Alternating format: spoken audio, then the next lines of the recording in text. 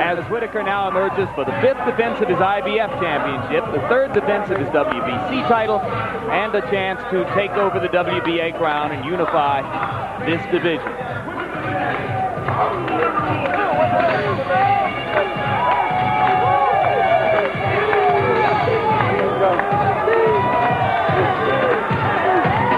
Of course, it matters not who wins the fight as to whether there will be a unified titleist for the first time in 12 years. The same is true, of course, if Nasario is to score the upset. Pernell Whitaker is heavily favored in the sports betting parlors here. Come on, baby. Let's go, Jim. Come on. Move that around. Move that around. That's it. Whitaker has suffered only one loss in his career. That was 2.5 years ago to Jose Luis Ramirez in Paris. He later avenged that loss in his hometown of Norfolk, Virginia. 12 knockouts against the 5 champions he has fought. He has won all decisions. There have been no knockouts against any of those opponents. And as you look at the tail of the tape, you're going to see that the two fighters are equal in age. Nasario is the taller and has a little bit longer reach. And here you can see some punch stat numbers on their most recent fights. Whitaker is a little bit busier than Nasario. Nasario tries to aggravate you to death. And of course, Whitaker throws a lot more jabs. 41 jabs per round against Azuma Nelson. Rules for the bout, 3 judges scoring it, 10-point must system, no standing 8 count, 3 knockdown rule is in effect, and you can be saved by the bell in the last round only. Once again now, ring announcer Jim Hall, the pre-fight intros. Ladies and gentlemen, this fight is sanctioned by the World Boxing Council, President Jose Sulema, Supervisor Haig Collegiate, the World Boxing Association, President Dr. Gilberto Mendoza, Supervisor Julio Castillo, International Boxing Federation President Bob Lee, Supervisor Alvin Goodman, and the Nevada State Athletic Commission, Chairman Dr. James Nave, Commissioners Dwayne Ford, Dr. Elias Ghanem, Jay Nady, and Luther Mack. The Executive Director is Chuck Minker. And now, ladies and gentlemen, from Caesars Tahoe, our main event. This match scheduled for 12 rounds of boxing for the undisputed lightweight championship of the world. The referee for this contest is Mills Lane. Introducing first in the red corner, this young man is wearing the red trunks with the white trim. He weighs 135 pounds. He's from Puerto Rico with a record of 22 wins. 2 losses with 16 wins by knockout. Here's the WBA lightweight champion of the world. Here's Juan Nasario.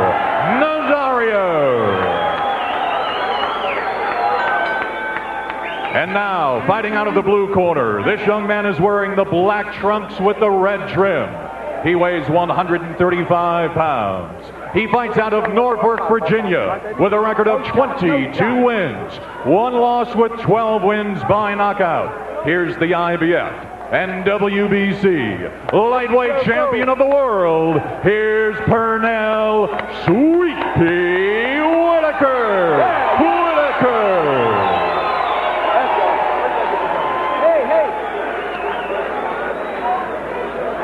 Okay, no, they get the check-in. So go here. Come here. Okay, now, we've already been through all the instructions in the dressing room, okay? Now protect yourself at all times. Any questions here? No, sir. Any questions here? Let's get it on. Come on, here we go. All right, champ. Come on. There are a lot of little Sierra Mountain bugs flitting all over the ring as darkness descends on us. But the bug who may be hardest to hit of all is Pernell Whitaker. In the corner, please. Kind of makes you scared to open your mouth, though, doesn't it? Suddenly calling the fight is considerably more dangerous a task than has ever been the case before. Referee Mills Lane is supervising his 43rd professional world championship fight. One of the best.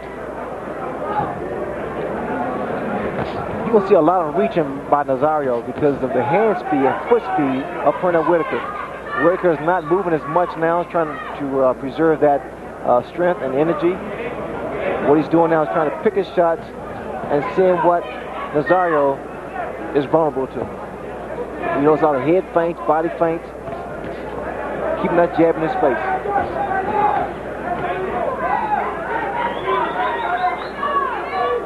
In addition to headbutts and, of course, fighting, Lou Duva also asked during the rules meeting that attention be paid to Nasario's elbows.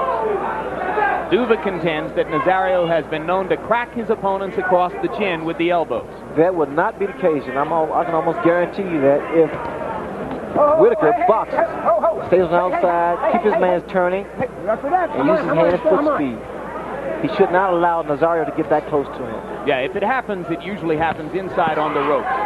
Over the top with the left for Whitaker and the short right inside. What great feet he has, Ray. Such balance, always moving. I like the way Whitaker attacks the body. I mean, he puts his whole body behind him. There he's giving angles.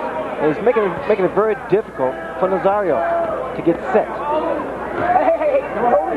Normally when you see a southpaw in the ring, you watch the front feet because you expect to see the situation in which front feet can become entangled. But here are two southpaws. It's just like two conventional fighters going against one another. That was the body shots. Beautiful execution of shots to the body by Whitaker. When you hear a guy say he gets his whole body into a punch, Whitaker does just that.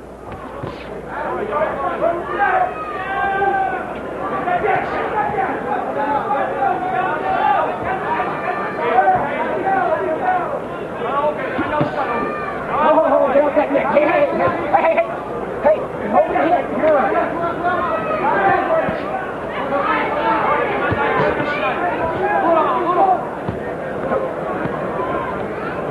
Get back. Hey, get back.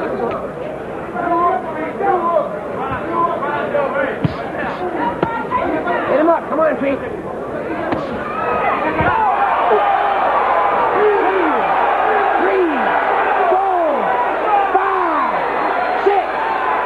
Not gonna make it.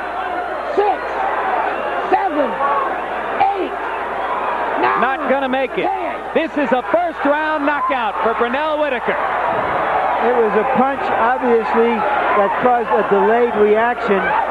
Nobody knew the punch was that hard, and we'll have to take a look at the replays to determine exactly what punch that happened to.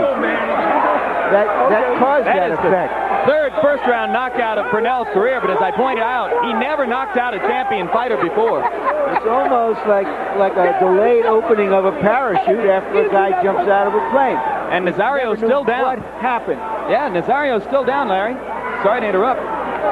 Wow. It's the punch you don't see, as we've often said before, that's the one that hurts you the most. And obviously, it was a quick, sharp punch that Nasario never saw. Hey, Whitaker. Well, that's one sure way to make sure you're not going to get elbowed or bitten or butted or kicked. Good job.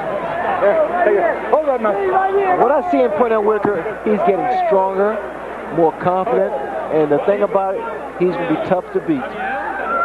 The official time of the knockout, 2 minutes 59 seconds of the first round.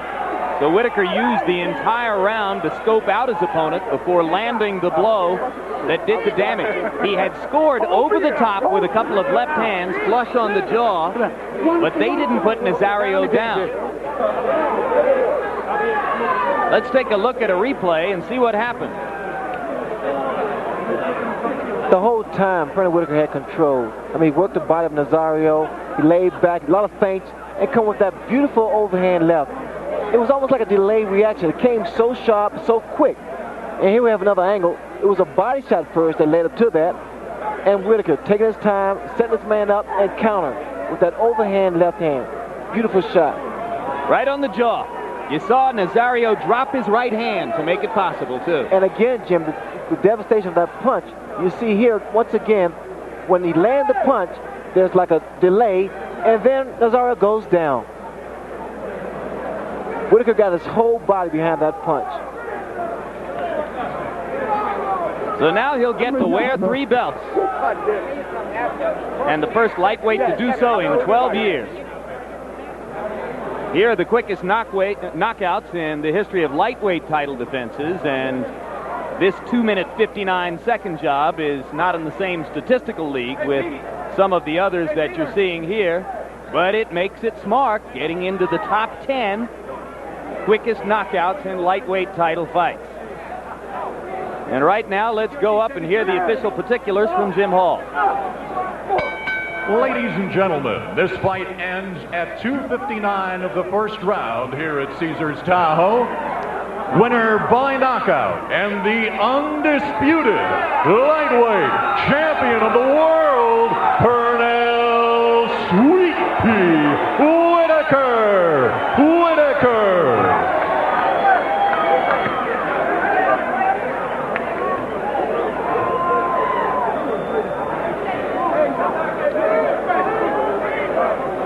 Well, on the night, as you look at those statistics, there were 2,215 punches thrown here in this HBO tripleheader, and the most effective was the last, a left hand over the top by Pernell Whitaker, which has made him the undisputed lightweight champion of the world. And right now, we go up to listen to a man who a few years back was not an easy interview, with reticent, one-word answers. He's a whole different kind of guy now, and he's great fun to talk to as Larry Merchant gets the chance. Larry? Pernell, what happened? First of all, Larry, do I get the wonderful? You get 3 wonderfuls, 2 ears, and all the hoops. Well, Larry, first, what happened was I was establishing a good jab, and once I got on track with my jab, I was kind of like filling him out, but I saw his left hand, his right hand kept coming down. So I figured a quick 1-2 would catch him on the chin, but and that's what happened. It was the right hand, because there was such a delayed reaction. It seemed like a punch he didn't really see.